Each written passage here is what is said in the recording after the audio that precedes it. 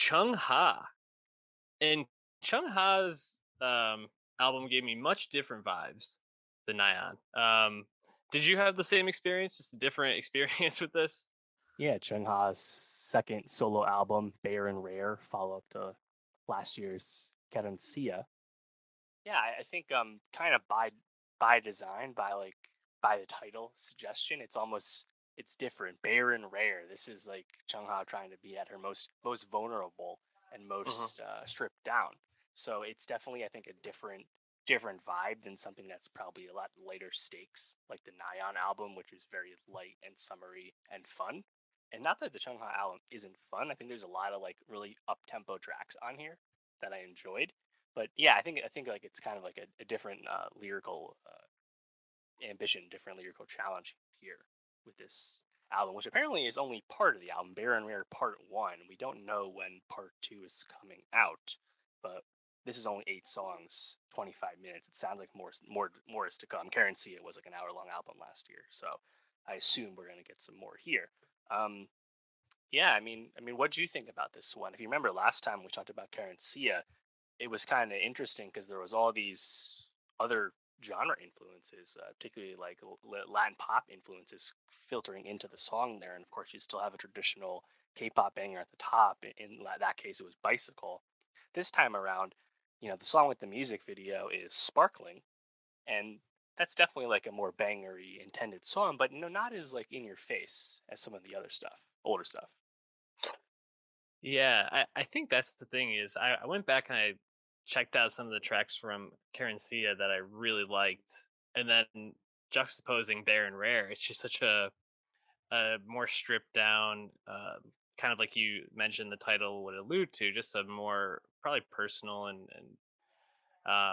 trying to really, I think, put Chung Ha at the center of the music rather than having the genres and the like heavy production as like the stars of the show, which I think is a good move for her. You don't want to be the person that's just known for being a chameleon in a sense, but I definitely feel like it lost some of the energy to it.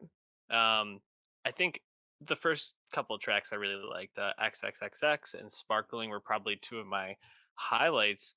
Um, but then after that, I kind of found myself feeling like some of the tracks just didn't have the energy I was expecting, maybe. And I think that might have hurt my experience with this. But I agree. I think overall that this was a good move for her. And I think that in the long run, her centering herself in the music rather than the sonics is a good Mhm. move. What track stood out to you other than XXX and Sparkling? Yeah, well, I mean, to that point too, she co-wrote and co-produced all of these songs, so she's definitely very much Hmm. intentional about what she's trying to put out in the world here. Yeah, I thought XXXX was cool because it's a moody song, a lot of bass, but she's laying down a little rap on there, which I thought was fun. Mm. And at the last track, as well, some hip hop in there too. I really enjoyed "Crazy Like You" featuring BB, who is signed to 88 Rising. Chung Ha's, also signed in the U.S. to 88. Thought that one was nice. "California Dream," though, probably my favorite song. I thought that the high tempo nature, just a nice pulsing beat. I thought that was really fun.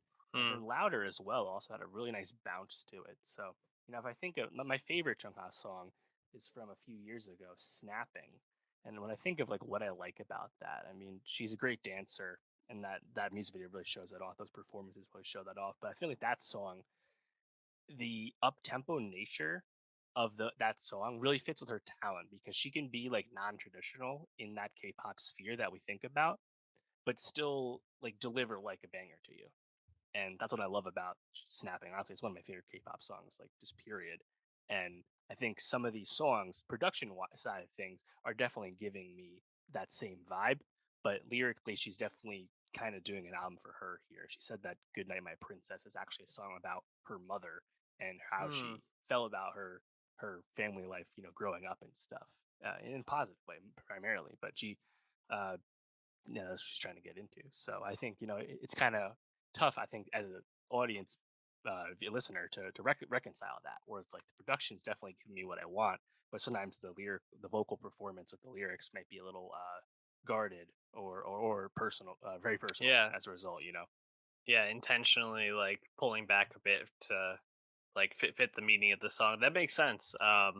You know, when I was listening to some of these tracks, something like "Love Me Out Loud" or "California Dream," I, I was trying to think like who was coming to mind, especially in Mm. terms of like the production, which is with K-pop, is always kind of reminding me of like that like late 2000s, early 2010s pop, and I kind of got like Katy Perry vibes at points. You know, Interesting. like just kind of like the way she would like rise. She doesn't have the pipes that Katy Perry had, or at least isn't showing them out on this. But like in Love Me Out Loud, there's like a point when like there's just like snaps in her voice, and I'm like, oh, that kind of reminds me a little bit of like California Dream, Mhm. California Girl. Sorry. So that there's definitely some moments here. Um, I really appreciate too, like just the if you like watch on Spotify, they have like music videos for a lot of these songs that kind of play in the background, and she varies it up almost track to track with like something completely different. So definitely, I definitely appreciate her artistry with this. Like she had a vision and tried to Yeah. execute it. So appreciate that.